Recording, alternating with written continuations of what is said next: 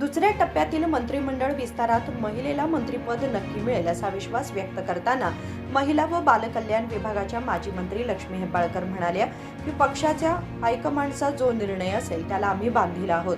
माध्यमांशी बोलताना त्यांनी स्पष्ट केले की सरकारमध्ये कोणताही गोंधळ नाही. मुख्यमंत्री डी.के. शिवकुमार अनुभवी आणि सक्षम आहेत. ते सर्वांना विश्वासात घेऊन सरकार चालवतील असे त्या म्हणाल्या.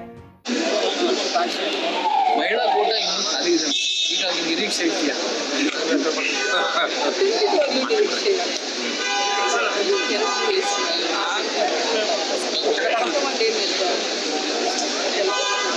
ಪಂಚಮಸಾಲಿ ಲಿಂಗಾಯತರಿಗೆ ಅವಕಾಶ ಆಗಿಲ್ಲ.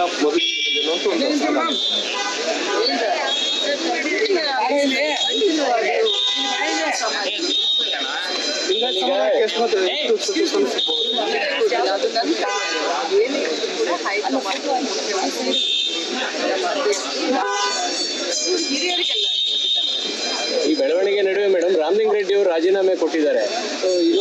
ಕಾಂಗ್ರೆಸ್ ಒಳಗೆ ಸರಿ ಇಲ್ಲ ಅನ್ನೋ ತರದಲ್ಲೂ ಮೆಸೇಜ್ ಕಳಿಸುತ್ತೆ. ಅವರವರ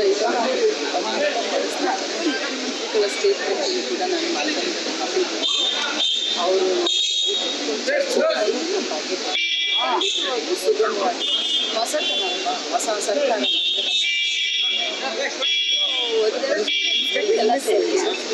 ಡಿ.ಕೆ. ಶಿವಕುಮಾರ್ ಅವರಿಗೆ ಸೀನಿಯರ್ ಸವಾಲಾಗಿದ್ದಾರೆ ಅಂತ.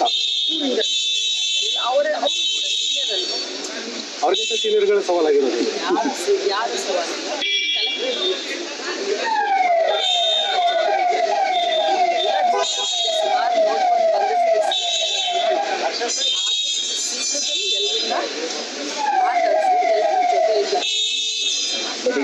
ರಾಜೀನಾಮೆ ಕೊಡುವ ಹಂತ ಹೋಗಬಾರ್ದಾಗಿತ್ತು. ಅದನ್ನ ಮೊದಲೇ ತೀರ್ಮಾನ ಅಂದ್ರೆ ಸಮಾಧಾನಗೊಳಿಸಬಹುದಾಗಿತ್ತಲ್ಲ ಅಂತ ವಿಚಾರ ಇದೆ.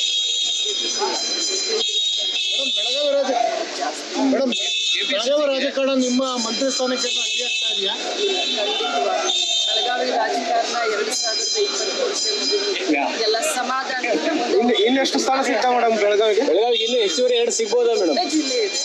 ಅಟ್ಲೀಸ್ಟ್ ಕನಿಷ್ಠ 2 ಕೊಡಿ ಅಂತ ಹೇಳ್ತಾ ಇದ್ದೀವಿ. ಮೊದಲಿಂದಲೂ ಕೇಳ್ಕೊಂಡು ಅಂತಂದ್ರೆ ಬೆಳಗಾವಿನಲ್ಲಿ 3 ಜಿಲ್ಲೆಗೆ ಸಮಾನವಾಗಿ ಇನ್ನೂ 2 ಕೊಡಲೇಬೇಕು ಅಂತ ನಮ್ಮ ವಿನಂತಿ. बेळगाव हा मोठा जिल्हा असून तो 3 जिल्ह्यांच्या बरोबरीचा आहे. त्यामुळे या जिल्ह्याला आणखी 2 मंत्रिपदे द्यावीत अशी मागणी आम्ही केली आहे असेही त्यांनी नमूद केले. राजशेखर हिरेमठ, KMM मराठी, बेळगाव.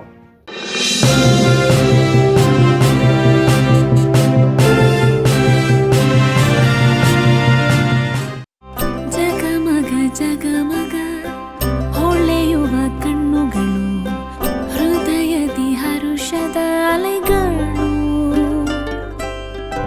ಬಂದಿದೆ ಶುಭಗಳಿಗೆ ಪ್ರೀತಿಯ ಗಳಿಗೆ, ರೇಷ್ಮೆಯಲ್ಲಿ ಸುತ್ತಿದ ಸ್ವರ್ಣಗಳಿಗೆ. BS Channabasappa and Sons, The Textile Mall, Tilakvadi, Belagavi.